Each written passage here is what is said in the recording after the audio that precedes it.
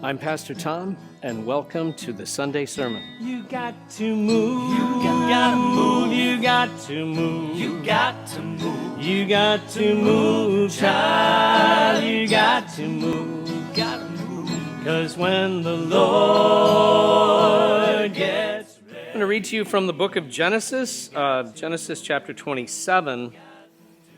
It came about when Isaac was old and his eyes were too weak to see, that he called to his older son Esau, and he said to him, "My son," and Esau answered, "Yes, father." And Isaac said, "Behold, I am old, and I do not know the day of my death. So take your gear, your quiver, your bow, and go out to the field. Hunt some game for me, and prepare that savory dish that I love so much, and bring it to me, so that I may eat it. And in this way my soul may bless you before I die." It happened that Rebekah overheard this conversation. So when Esau went out to the field to hunt, Rebekah found her son Jacob and said, "I heard your father telling your brother to bring some game and prepare a savory dish, in order that your father might eat and bless Esau in the presence of the Lord before dying. So now listen, my son, and do as I command you. Go to the flocks and bring me 2 choice kids from there. I will prepare them as a savory dish for your father, exactly the way he loves, and you shall bring it to your father, and this way he will eat and bless you before his death."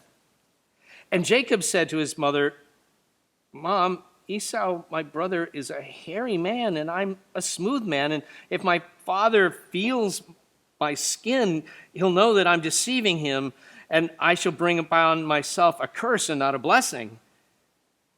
But his mother said to him, "Let that curse be on me, my son. Just do what I tell you." When I was a kid, I went to parochial school, so because remember, I was Catholic, so I spent the first 6 years of school in parochial school. And, when it came to what do you wear, well, everyone wore the same thing. We wore the uniform. So if you were especially cool, you also had the sweater. That was about it, right?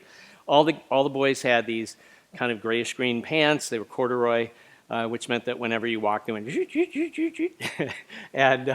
and some kind of knit green shirt that we wore. And then there was a sweater that came in a button-down or a pullover style. And the girls wore a white shirt. They had something, I seem to recall something like a scarf or something tied. And of course, the plaid skirt of the correct length as determined by the nuns, because that's what they did. They checked that stuff. And that was it. You didn't have to think. So in 7th grade, though, I went to public school, and I had no clue how to dress. So, of course, I always dressed wrong because I never had to think about it, and now I was having to think about it, and I didn't know the process.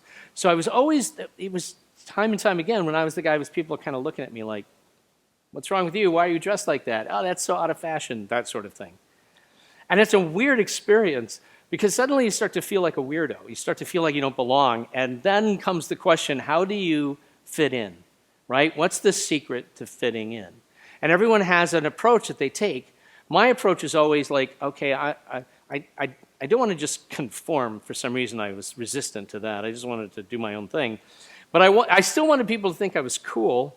So I was looking for ways to be approved of, accepted, without actually just trying to mimic everybody else. And of course, other people will do that, like let's try to mimic, or let's find the cool place to be, the cool table to sit at, or the right sports team, and so we can be part of that cool group. This is because we don't feel like we've got worth. We feel people judging us and looking at us and saying that there's something wrong with us, that we're somehow less than, like we're not good enough. And it's everywhere. And we experience this especially acutely when we're younger, but it's still there, right? I mean, I have friends who don't want to go in public when their health is bad because they don't want people to see them. They've sort of cultivated this image of themselves. And they don't. So now I'm on oxygen. They don't want someone to see that. So they'll stay home. They'll kind of hide because they're afraid that they'll be looked at. That people will look down on them. Will not see their value anymore. That the past glory is now gone, and so now they're just going to be a subject of scorn or ridicule. And I get up and I preach on Sundays, and I try not to think about it ahead of time, but I'm sure hoping afterwards that people liked it, right? I don't preach I preach the sermon God gives me. You should know that. That's my secret to preaching. I preach the sermon I need to hear. It turns out I'm not alone. And then I don't worry about whether people are going to like it until after it's already out there. Then I'm like, oh, gee, I hope they like that. That's how that works. Because we're all there. We all have that sort of struggle with feeling like we're good enough, we count. And in families, it becomes especially an issue because we really want approval from like our parents or something. And so that becomes a struggle. How do you make mom and dad proud? What is it that they need to see before they'll finally say, yes, you have made it. Yes, I am proud of you. What is that they're looking for? And so it becomes this whole thing that we're busy trying to figure out how to win that approval and that blessing from somebody. And believe me, blessing and cursing is incredibly powerful. If we grow up in a house where people are telling us that we're smart and we're beautiful, I actually learned this from a next door neighbor, and it was something my mom told me. If she was talking about the next door neighbor, everyone thought of the next door neighbor as being a very beautiful woman. And my mom shared a conversation that they'd had once. The next door neighbor she was like, I know I'm not actually beautiful by the world's standards, but my whole life I grew up with my father telling me I was beautiful, so I've always believed it. And because she believed it, because she knew it to be true, because her father told her she was beautiful, that she just conveyed herself as a beautiful person in such a way that was how she was understood by everyone else. Everyone just thought she was really beautiful, even though if you looked closely, she wasn't, because it wasn't about her appearance. It was about something else. That's the power of the blessing. And the flip side, of course, is when some child grows up with a parent who says, oh, you'll never make it, you're no good, you're a failure, and they become that, that's the power of the curse. These are powerful things. And so seeking the blessing and being afraid of the curse is a big deal, and we lose track of that. But in the biblical times, they understood that, and they talked about blessings and curses a lot. And so here we have this incredibly dysfunctional family in the Bible. This is Isaac and Rebekah. And because they've got twin boys, and Esau comes out first, he's the firstborn. So right away, Esau has that privilege. You know, we talk about in the world today, you hear people talk about male privilege and white privilege and stuff like that. So you want to understand privilege, look at Esau. Esau comes out with privilege. He's the firstborn, he's the heir, he's got the blessing, he's got the future, it's all his. He doesn't have to struggle for it, he doesn't have to fight for it. He can just kind of do what he wants, be who he is, and it'll be fine because he's privileged already. And that's how he operates in the world. And he's not a jerk about it. And I'm not saying he doesn't work hard, but it's there for him, so he never questions it. He never assumes anything different. And then there's his little brother, Jacob, who right away, by being the second born, even though he comes out holding onto his brother's foot, he doesn't have that privilege. He doesn't have that automatic blessing. There's no presumption of grace upon him. He's going to have to make it in the world. And now you have the difference between the two boys, because the one, Esau, the older, he's hairy. He's a redhead, he's hairy, what we would call hirsuous, right? He's a furry guy. Let's just put it that way. You know, he's a furry guy. And he loves outdoors, and he loves to hunt, and he's into all those sort of manly kind of things that Dad appreciates. And so Dad likes him best. Not only because he's firstborn and he's got that presumption, but also because he's a real man's man. Meanwhile, Jacob, he's just kind of he's much smaller physically. He's smooth, so he doesn't have he's not a hairy guy at all. And he's not inclined to the things that his brother is. He's the one who hangs out in the settlement where all the tents are. And so he manages sort of those, I don't want to call them domestic chores in the sense that managing the household would be more a better description of his job, to make sure stuff is getting taken care of and done. But he does like to cook, right? He's a guy who likes to cook, and he hangs out with his mom, and he's mom's favorite. But here's the problem. In the ancient world, the person whose approval counts is dad. So, do you remember the Smothers Brothers? You know, Mom always liked you best, right? In this world, it doesn't matter if Mom likes him best. All that matters is who Dad likes best. That's the world they live in. This is a world where approval and love is a zero-sum game, like there's only so much to go around.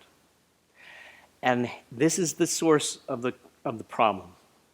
Because Rebekah obviously there's some conflict between her and Isaac, and we don't know what that is, but it exists. But she starts to scheme. She wants Jacob to be the successful one. She's rooting for him. She's conniving in his direction. And when this time comes, and Isaac is an old guy, and he can't see very well, and he's decided that it won't be long until he dies. He decides that it's time to bequeath the blessing that establishes not only as an expectation, but as a fact, as a legal fact, who his heir is, who receives the blessing. And this is more than just legally who gets to inherit stuff. To receive the blessing is a bigger deal, because that's the person who's going to carry on the name. That's the person, that's the line that represents that family. Isaac's family will go through the one who receives the blessing. It's supposed to go through Esau. And so his plan is simple. Son, he says to Esau, go hunting for me, make some of that stew you know I like. I'm guessing I still think it's venison chili, but that's just me. Like, go hunting, make that stew, bring it to me. So I can have a meal I can really enjoy, because I could die any minute now. And then I can give you the blessing, and I'll know everything is good. And Rebekah overhears this and comes up with this scheme to literally steal the blessing. And she says to Jacob, all right, go into the flock, get a couple of young goats, bring them to me. I'm gonna fix the food your dad likes. I know exactly how he likes it. He's gonna love it. And you bring this to him, and he'll bless you instead of blessing your brother. And Jacob's afraid, because as desperately as he wants the blessing, the approval of his father, there's nothing worse than the disapproval. I mean,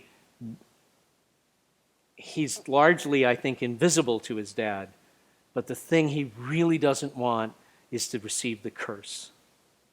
If Dad finds out, he'll curse me. His mom says, no, I'll take that. You just do what I say. Well, but I'm smooth-skinned. He's gonna grab onto my arm or something. He'll know it's not Esau. How are we gonna solve that problem? Mom says, I got it.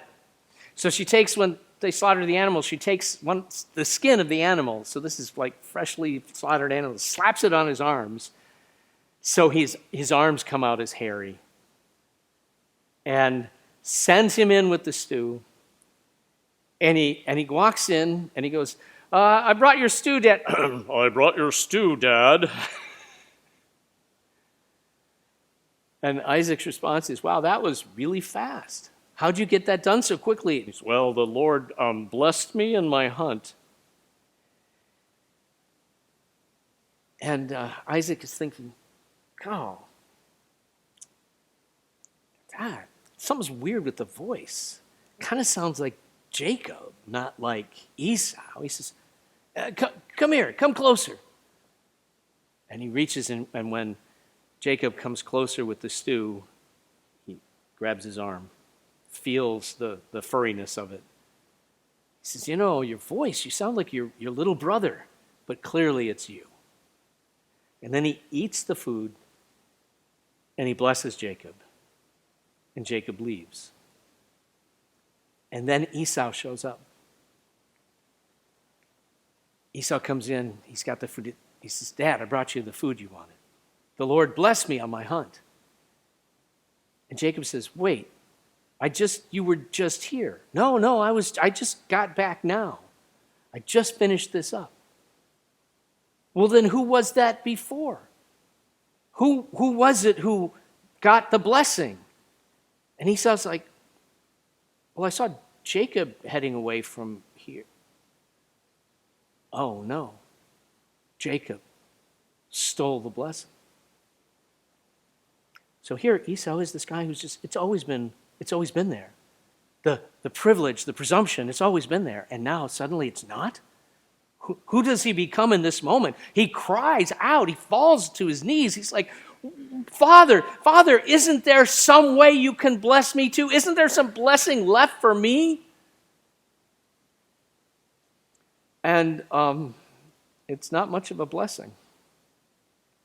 Because the real blessing is already taken, and it can't be taken back.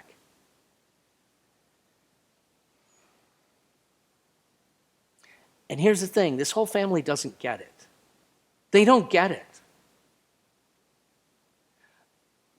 In that sense, they're not a lot different from us. I mean, in the families we grow up in and the people we know, we're always looking for someone to give us that, atta-girl or atta-boy, and to tell us we're doing well, or I'm proud of you, or something. We're always seeking that from somebody.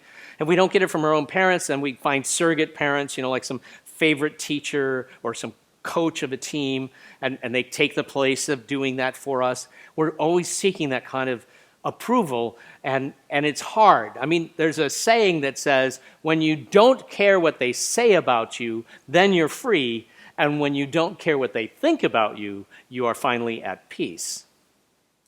But, few of us are free or at peace. And so we're constantly trying to get that approval. We need that blessing. We're looking for it.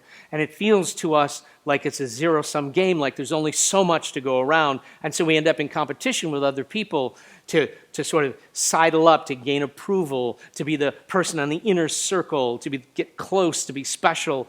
Or we find some ways to try to figure out if we can just get something from, whoever it is, mom or dad or some other person whose approval counts to us. And we operate with that idea that they had in this family, this ancient family, that there's only a limited amount of blessing to go around. And that's just not true. And that's what they don't understand. And that's what we often don't understand and need to figure out. Because there's lots of blessing to go around. There's plenty of blessing to go around. There's so much blessing to go around that even before you're asking to be blessed, God has blessed you. Even before you're asking or seeking God's approval, God already approves, counts us as worthy and valuable and important. And when we fail, God doesn't look at us in our failure and say, well, you're worthless. God picks us up and says, that was a good effort, let's do that again. If you do that 1,000 more times, maybe you'll get it right. Right? That's a different thing. The idea that grace is abundant. Not that it's a limited resource. The fact that you and I are already beloved children of God comes before anything else. If you want to know the truth of it, and you're reading the book of Genesis, what is the first thing that happens before anything bad happens in the story? And God blessed what God had made. The first rule of you and me is what's called original blessing. Before anything else happens, we receive the blessing. We start there. We start in blessing. We start in approval. We start in love. And the rest of our life is about coming to the place where we understand that and see it and live it out. And it's a struggle and it's hard, and we often find ourselves in the roles of Esau's and Isaac's. We're playing the games of Rebekah and Jacob. But nonetheless, we are already blessed. Can you find the prayer of response printed there in the bulletin? And please stand, we're going to pray together. I have felt estranged and distant. Does that mean I am unloved? I have seen judging eyes gazing with contempt on me. Does that mean I am worthless? I have heard attacks and criticisms of my choices and my life. Does that mean I am hopeless?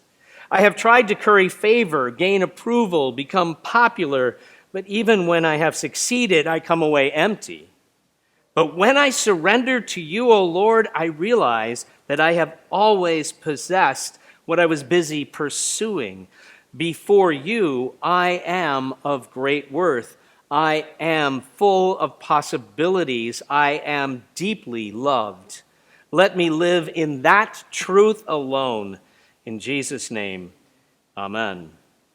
We'd love to have you join us for Sunday worship at 8:30 at the Christ United Methodist Church or 10:15 at the Stanton United Methodist Church. Until next time, may the Lord God bless you and keep you. May the face of the Almighty be upon you, and may God grant you peace. When the Lord gets ready, you got to move. Oh.